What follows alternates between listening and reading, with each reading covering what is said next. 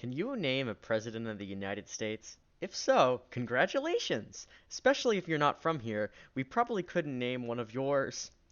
Regardless, I'd bet 500 to 1 that you didn't say Hayes.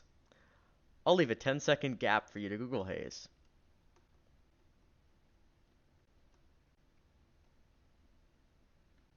It's spelled Hayes, by the way.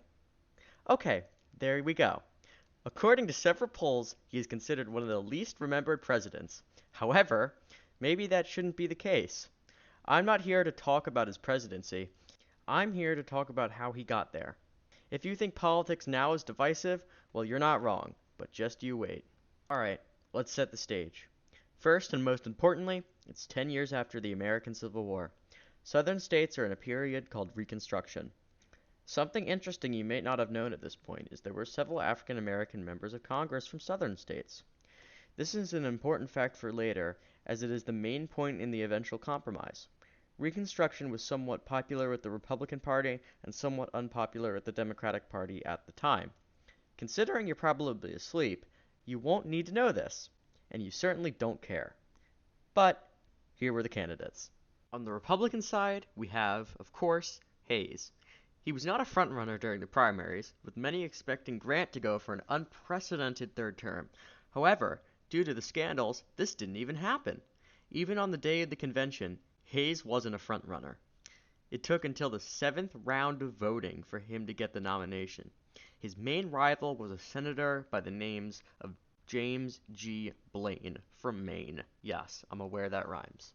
The Democrat side was far less close, and with Samuel Tilden leading the race, his main rival was Thomas Hendricks, who, interestingly enough, would become a future vice president with a different candidate.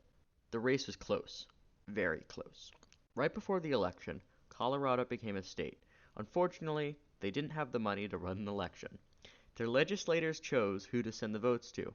They voted 50 to 24 to give all three electors to Hayes. Before this, the vote was 184 to 182. Now, it became 185 to 184. Of course, a state being added right before an election and ending up deciding the president caused controversy, especially considering Tilden won the popular vote. Bear in mind, this is a decade after the Civil War, so there was a good reason to believe this could get bloody. To resolve this, a commission of 8 Republicans and 7 Democrats came together to choose who won. They agreed that Hayes could win, but Reconstruction in the South would end, making it possible for Jim Crow laws to be put in place and setting black African Americans and progress for decades.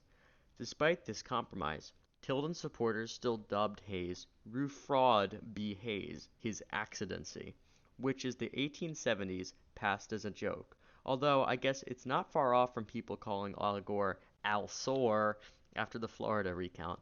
This shady backroom political deal made a loser president and gave members of the KKK power. Not good.